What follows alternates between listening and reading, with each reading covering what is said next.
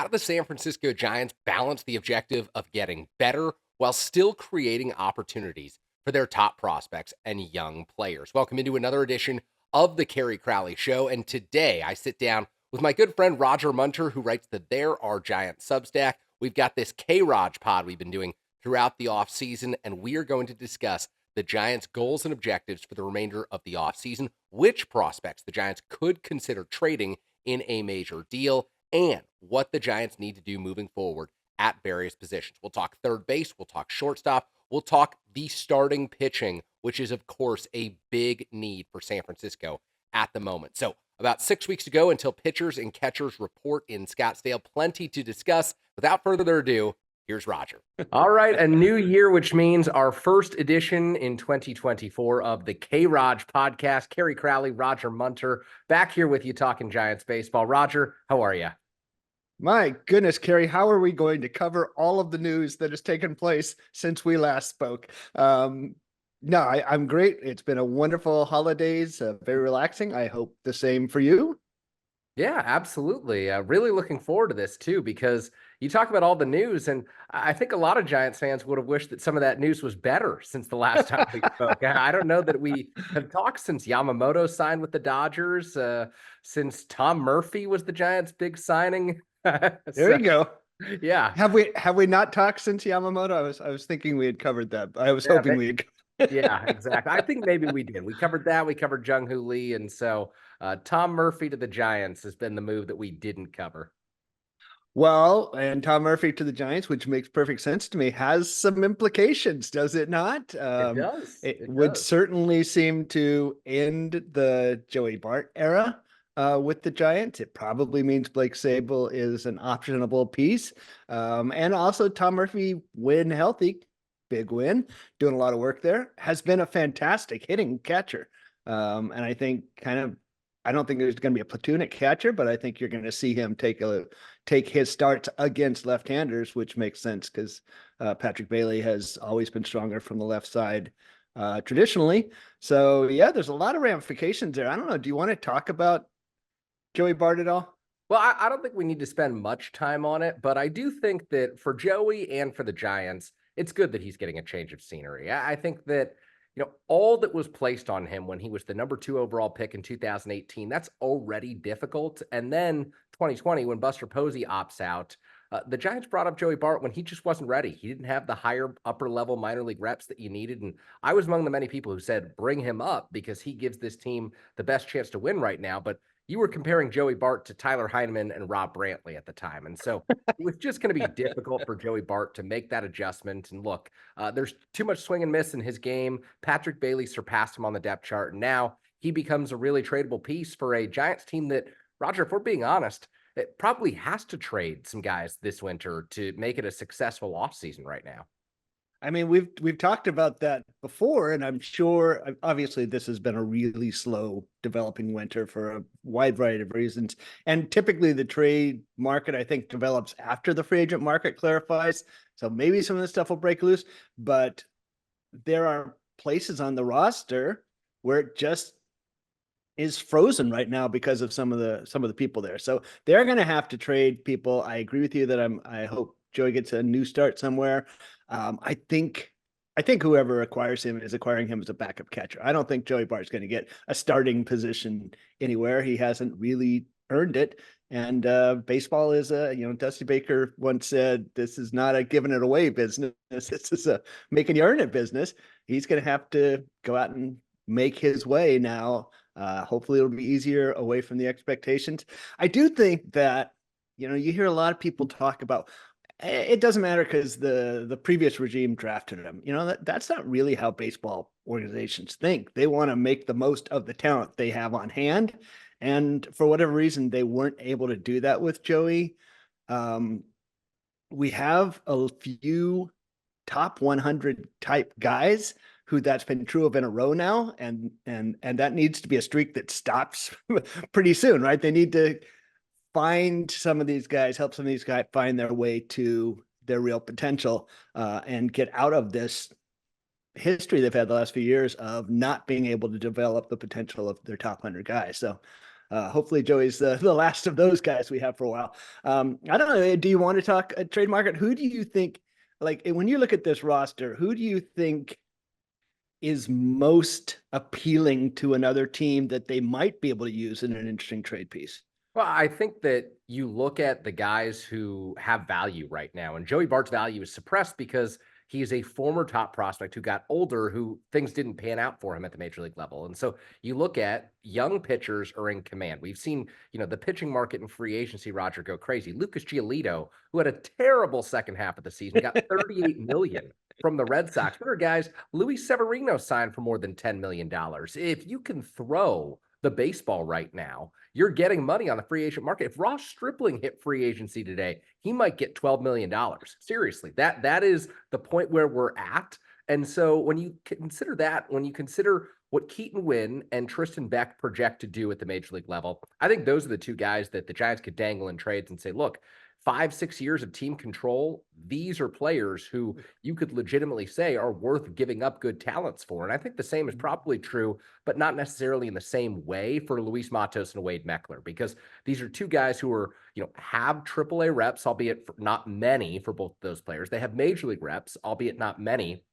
Probably going to need more seasoning in AAA this year, but young, cost-controlled players, especially for these small market teams and the teams where the TV deals are uncertain. If they were with Bally Sports, they're likely cutting payroll in 2024. So I think there are ways the Giants could trade some of their young players and acquire veterans and immediately upgrade. It's just a question of who do you trade and what are you getting in return? Because this is a Giants team that has some promising kids and a Giants organization that must get back to the postseason, that must play more compelling baseball. And so you're trying to juggle two things are seemingly at odds with each other, developing from within and developing that future core and competing right away. Yeah, and one thing that you kind of hear a lot from fans who pay attention to developing players is that you don't want to block people at various positions. It's coming up with Matt Chapman talks that we can get into a little bit, because I would like to talk more about Matt Chapman. Oh yeah, the major league season is really, really long. Players get opportunities. You are going to get an opportunity somewhere along the way. It's very rare that players are truly blocked. Good players are going to find avenues to success. And, if you're talking about, in this case, Casey Schmidt or Louis Matos or Wade Meckler, well, they got, pretty long runway last year and they did not seize the opportunity. And baseball is an industry that it moves on. And if you don't get that first opportunity, you're going to have to wait for it to come back to you. And that's just the nature of things, because the most precious commodity in the game is playing time, and you can't just give it away in huge quantities. So I agree. You've got to make this roster as good as it can be, and then the young guys are going to get their opportunities along the way. I do think you're smart to point at, well, first, Winn and Beck. Those two are really, really, they have a valuable asset in the marketplace right now, if you want to speak in those kind of horrible terms. Matos might be the guy who is, Farham was on the TK show this week, and he talked about the guys you kind of swallow hard and give up. Matos might be that guy, because I don't think Luciano is, and I'm pretty sure Harrison's not. Matos is really the guy with the upside, the near major league readiness, and the potential to be a big chip if you need a big chip at this point, in a bigger way than almost anybody else in the organization. I mean, Mason Black is kind of there, and Carson Whisenhunt. But if you want a hitter, it's really Matos who's probably at that line between upside and availability for the Giants, I think, right? Yeah, absolutely. I think, look, he can probably play all three outfield positions. There were questions about center field fit. I just think that when his conditioning gets better this offseason, and it inevitably will, we'll see the glove in center field. I think that he'll be able to stick there. And teams love, young kids. He's still, 22 years old? He's still got he's not even 22 he's years not old. even 22 years old. So, I mean, that teams love youth. They love athleticism, and his bat to ball skills are really good. And so there's going to be moments for Luis Matos. And I think those moments can come in an organization that can give him 300 or 400 at bats. And if you're the San Francisco Giants, Roger, Can you give Luis Matos 300 or 400 bats this year with the way that your outfield currently sets up with Michael Conforto, with Mitch Haniger, with Jung Hoo Lee, with Mike Yastrzemski, with Austin Slater? I don't know that those at bats are there. I mean, if something goes wrong, as happened last year, right? I guess the other question is, because I do believe in Louis Matos. I mean, it's really important to note how well his bat to ball skills translated from the minors to the majors, right? We saw Wade Meckler, that wasn't true of. He really struggled with breaking balls, and he struggled with off speed balls when he got up to the majors. That really wasn't true of Matos. He got his ball on stuff, his bat on the ball just as well as he ever had in the minors. There was impact issues, but at 21, again, you think that you can build up the body and get over that. Once he can impact the ball more, the contact skills are so good that I still believe in him as a good major league starting outfielder, or at the very least, a really good fourth guy. Yeah. But let me flip that aside. Is there a way to break some of the logjam of the veterans? Would you rather use him as a good trade piece and get something from somebody, or would you rather try and say, hey, Michael Conforto does have a good record of being a decent bat. Is there somebody out there who needs just a solid bat? I mean, division trades are always tough, but the San Diego Padres are down there with like no outfield kind of. There are clubs that need bats out there, which is a trade that you'd rather make and try and create more opportunity for a Matos. Yeah, I mean, I think I personally would rather trade a Conforto. And I'm thinking about this long term just because it's been so long since the Giants developed homegrown outfielders. There's a lot more excitement in having a Luis Matos potentially become someone than watching Michael Conforto be a league average player with a below average glove. I mean, Conforto, if all goes right for him in 2024, he'll hit 20 to 25 home runs, bat 260. And this is if all goes right for him. And I don't know that that's that much more valuable to the Giants than giving Luis Matos the playing time to go out and prove himself, to go out and show that he can be potentially an everyday player or find out that he's a fourth outfielder at the major league level. And so I lean giving Matos that opportunity in the organization. Do I think the organization leans that way? I don't right now, because I think it feels the pressure of needing to compete in 2024 and needing to win in 2024. And if you were betting on who would be more productive for you next season alone, I think you're betting on Conforto. And yep. Look, I don't know that there's going to be a massive difference, but this is an organization that plays the numbers, and the numbers are going to tell you that Conforto is going to have a more productive season. What's kind of interesting to me is if you look at the roster now, the position player side, is what it is. We had obviously some real offensive fallout last year, but there's still a lot of capable hitters on there. The pitching side is quite thin. And I think that's a little shocking when you look at it. That, I mean, you almost don't have 6 names to put in a rotation right now. And to me, that really is what has to be addressed first. And I'm sure, they tried with Yamamoto. I'm sure they're talking to Snell and Imanaga, and some of those names need to acquire one of those guys because, or swing a trade for a Dylan Cease, because that right now is the biggest weaknesses this roster has, I think. Yeah, and you bring it up. I think right now, this roster, because of their lack of pitching, is like a 72, 73 win roster. You throw in a Blake Snell or a Shota Imanaga or a Dylan Cease or a Corbin Burns, whoever you get, and the ceiling goes so much higher. It's not just throwing in like a 4-win pitcher or a 3-win pitcher if you're using WAR as your metric. It's lengthening the staff, which is what they need to do. I think they, quite frankly, need 2 reliable starting pitchers right now, because to count on Ross Stripling and Anthony DeSclafani to take down innings for you after the seasons that they had, and in DeSclafani's case didn't have last year, you're going to see a lot of Tristan Beck and Keaton Winn and Mason Black. And the Giants haven't developed pitchers to throw 130 to 160 innings. We've talked about this. Kyle Harrison is not built up to take down 150 innings next year, even though every Giants fan would love to see it. So I think they've put themselves in a corner here, Roger, with the the need to go out and add pitching. It's not just a want right now. It's a you're not going to make it through 162 games without Kaiwei Tang taking down 15 starts right now. Yeah, you cannot go into spring with Kyle Harrison being your number two starter, which is what they have really right now. I Yeah. mean, given that Cobb is going to be out and you don't know quite how long those rehabs take, they always take longer than you think. Mhm.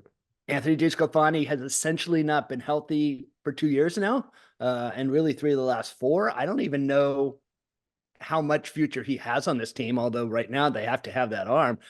Stripling, yeah, I mean, I agree with you. It I don't know where the payroll has room for this, but I don't think it's like Snell and or Imanaga. I think they need both of those guys, and they need two really really good guys to push this bigger group down to 4, 5, 6, 7. Or yeah, they're going to be in some trouble. Yeah, absolutely. So when we decided to do this 2024 episode, first of the year of the K-Raj podcast, there was a topic that we both wanted to talk about. And I have not had a good segue to it yet. We've teased it a little bit, but this is the idea of, okay, so we've already talked about Blake Snell, Shota Imanaga, the Giants' need for those players because they're pitchers. Is there a need for a Matt Chapman right now? And would he block Casey Schmidt or someone else on the roster?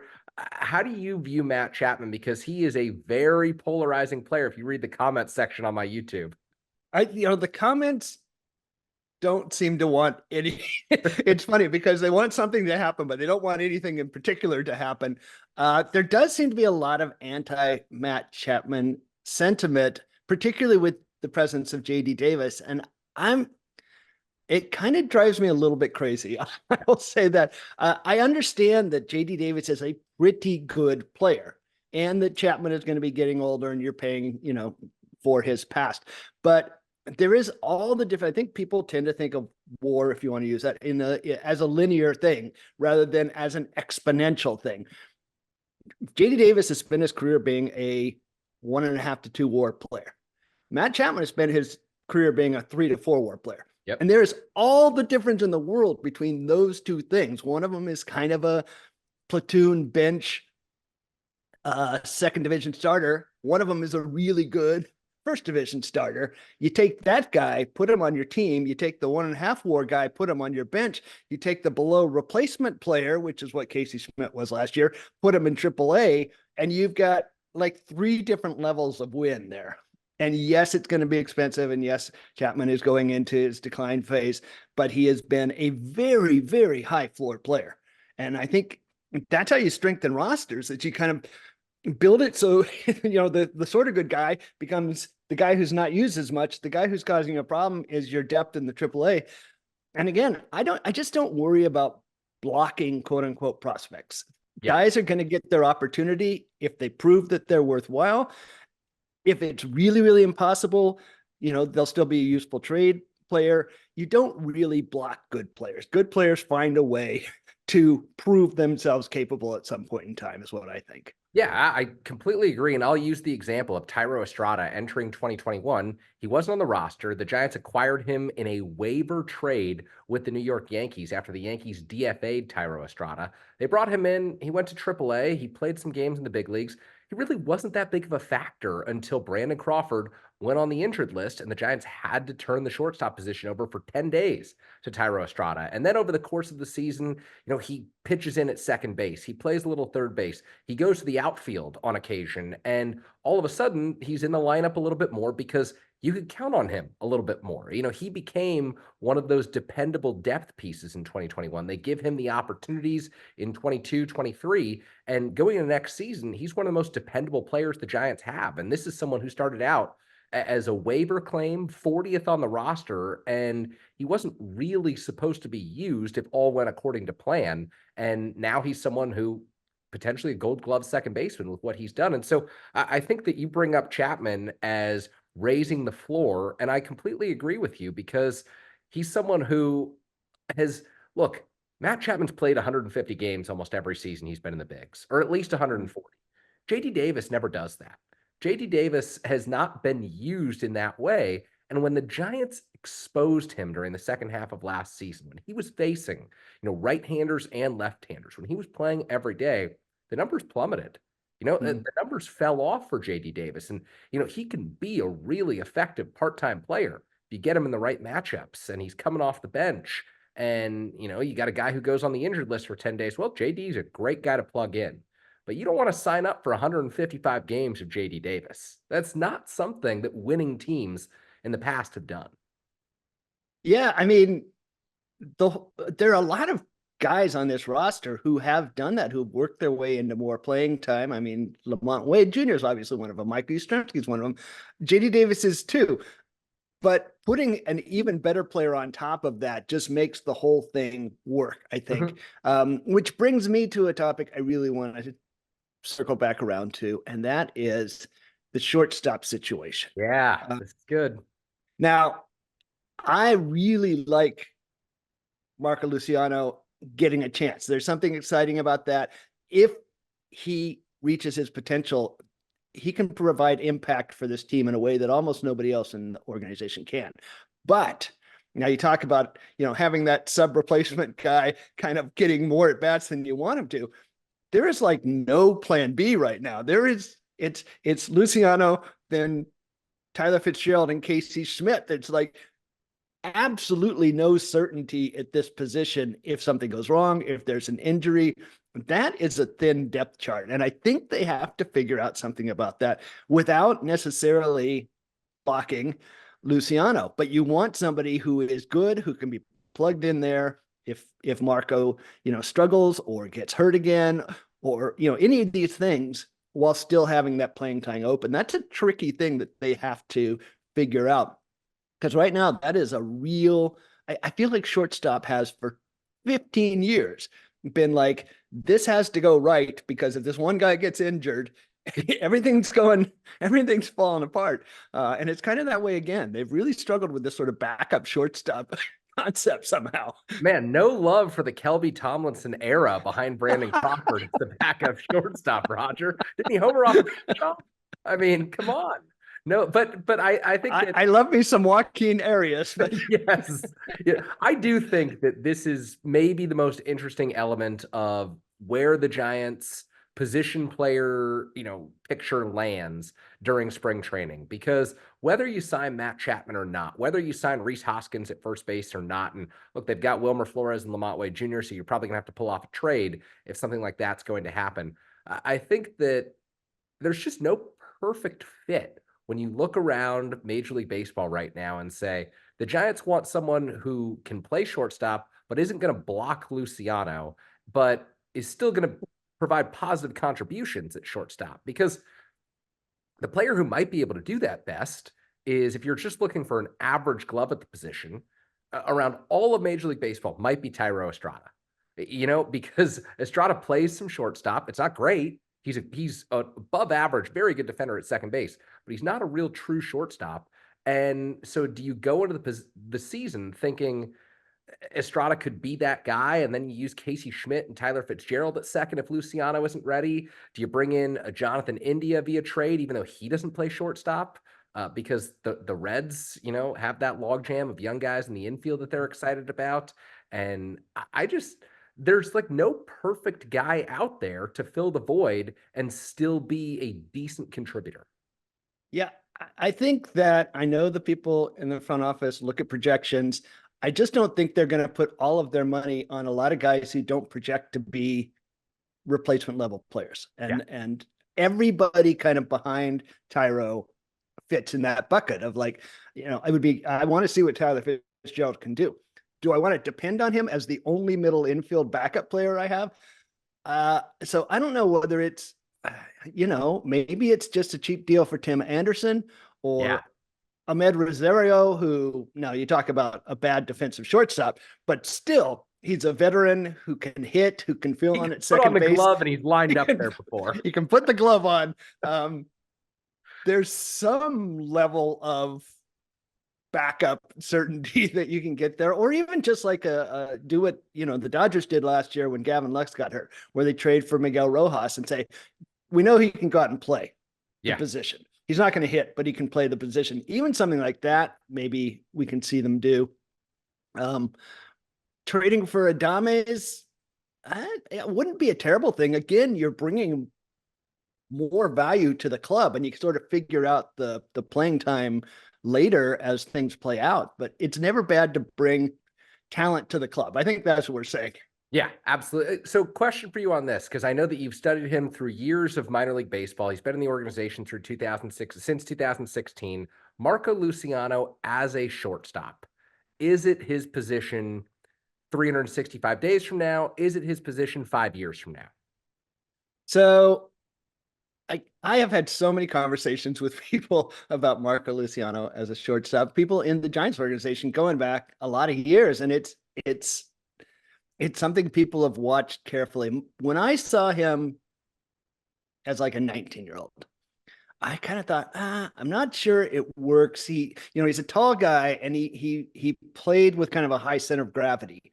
And it always seemed like there was an effort in going down after balls. Like Brandon Crawford was a really tall guy who played low. Yeah. And Luciano didn't really play that way. There was a certain stiffness going down. And that's what always made me think, I'm not sure it's going to work. But I will say in Richmond this year, I saw a player who was fluid, who played low to the ground, who moved pretty well out there. And it was really interesting because he showed up.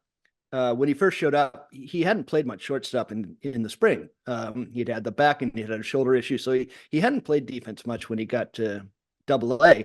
And the first few games, I was like, oh boy, I don't know. I don't know if this is going to work. But then he started just, getting into the rhythm of the game and moving around.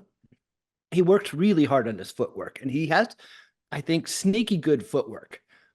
He's got a big arm, and I think the internal clock still has a ways to go. But I watching, I'm like, yeah, this can work. I can see this.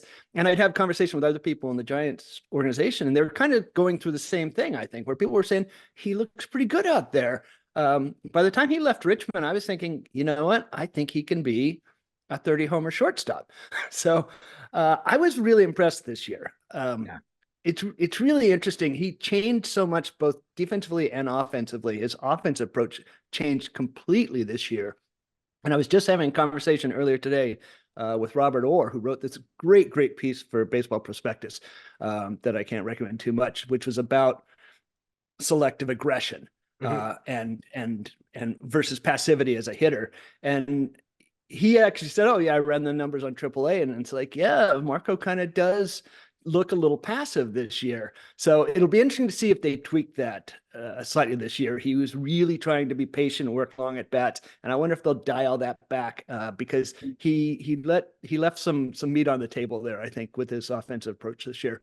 Yeah. But I do like the defensive ability. I think he can do it for a while.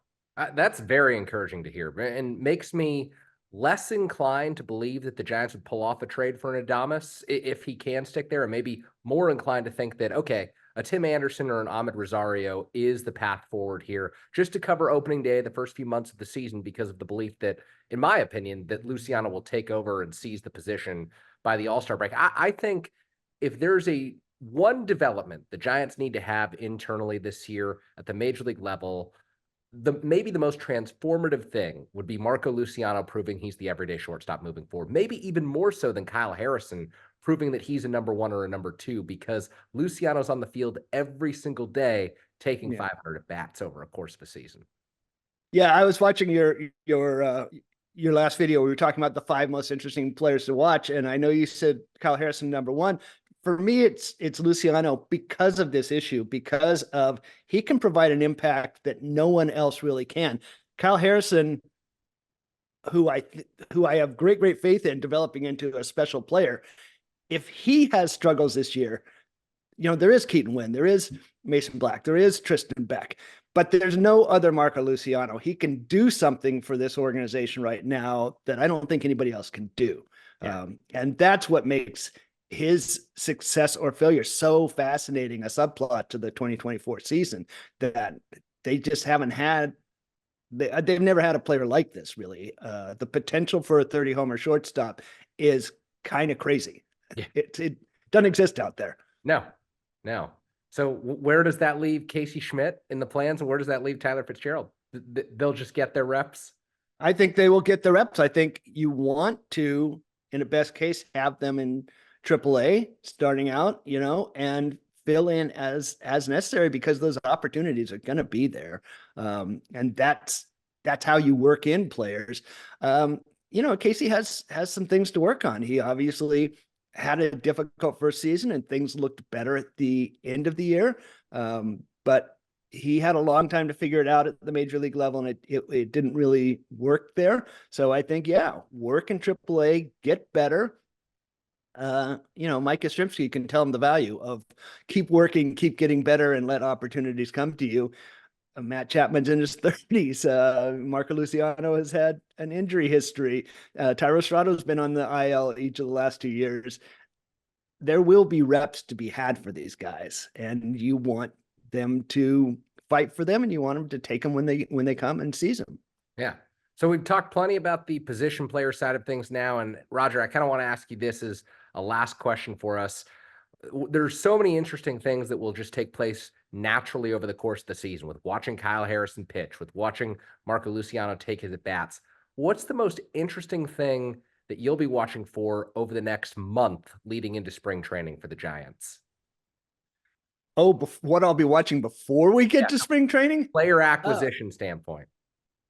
I mean, to me, it's the pitching. I just think there has to be something that makes it so that Harrison and Wynn and Beck are fighting for those fourth and fifth spots, and Cobb is taking, a 3 or a 4 when he works his way back. It's got to fill in that 2 and 3 spot in the pitching staff, because I don't know what we're playing at if that doesn't happen. A lot of things have to go right if that doesn't happen. For me, it really is all about run prevention, which I think Chapman helps with too. I mean, Marco Luciano at shortstop looks better if he's got a gold glover, a platinum glover to his right, I think. Yeah. But it's all about pitching acquisition for me. How about for you? I think the same thing. And for me, it's Snell and Imanaga in particular. I don't know why, but I watched Jordan Montgomery a lot last year, especially during the second half of last year, and I liked him. But it doesn't move the needle for me in the way that, and I know a lot of people hate the idea of giving Blake Snell a $200 million contract because of the walks, because he didn't pitch deep in the games. But if you miss bats at the major league level, and Blake Snell misses bats at an elite rate, that's a quality that not many people can give you. And it's a quality that I think would be great for a Giants team that, I wonder how they're going to defend behind Logan Webb next season if they don't bring in a Chapman. And, Brandon Crawford isn't coming back, and they've got questions in the infield because Logan Webb rolls ground ball after ground ball, and the Giants converted those into outs last year. And so I think that that's going to be fascinating to see. And then, Imanaga for so many different reasons, but I've long felt the Giants needed to get into the Japanese market. We've seen Ohtani and Yamamoto now go to the Dodgers. We've seen the Padres scoop up a few relievers. We've seen the Giants sign Jung-Hoo Lee out of Korea. I think it would be great to see the Giants get into the Japanese market and sign Imanaga, who the Stuff Plus, which Eno Saris touts from the World Baseball Classic, was elite last year. So that should give I mean, he's a 30-year-old, so he doesn't have Yamamoto's youth, but he's a quality pitcher. Yeah. And I also think it would be interesting from a standpoint. I know the division is not divisions matter less and less all the time. Still, having 3 lefties in a rotation is a really interesting way to go attack the Dodgers. Yeah. Who I think are pretty prone to left-handed pitching. So I would love to see him get both of those guys.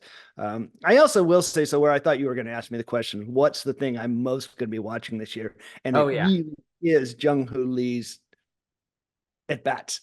Because one, he really looks like a fun hitter. He's got a really interesting swing, and it's so the unknown of like, how does this translate? That to me is, but beyond Luciano, is maybe the thing I'm going to be watching most closely this year. Yeah, another polarizing player in the comments section of my videos. I am of the belief that Jung-Hoo Lee is going to succeed in the United States, that it'll be a good investment for the Giants, or at least they'll come close to recovering the investment. A lot of people are out on the idea altogether because the KBO is AA baseball, but look, he's 25. He's still got his prime ahead of him, and he was a magnetic character. If you listen to people who know the KBO well, people loved watching Jung-Hoo Lee play baseball. And the Giants they need that element because this has been a boring team. And they desperately need the contact element because this has been a team that loses rallies to strikeouts over and over and over again. So I agree. I think the lesson here, Kerry, is don't go into the comments section because nobody likes anything in the comments. That's true. I'm off of Twitter, but I found my way onto YouTube. But seriously, it's been a lot of fun. It's Okay, so next time we come together, we're going to be talking about pitcher sightings. Is that the idea? That's the only way that this podcast can move forward, because it's the only way the Giants can move forward is if they sign quality pitchers and or trade for quality pitchers, which to me would be really fun to break down a blockbuster trade. Absolutely. And I am not going to sit in a part of the house where the sun shines through my window and makes my lighting all weird, even though I did get my bobbleheads in the background finally.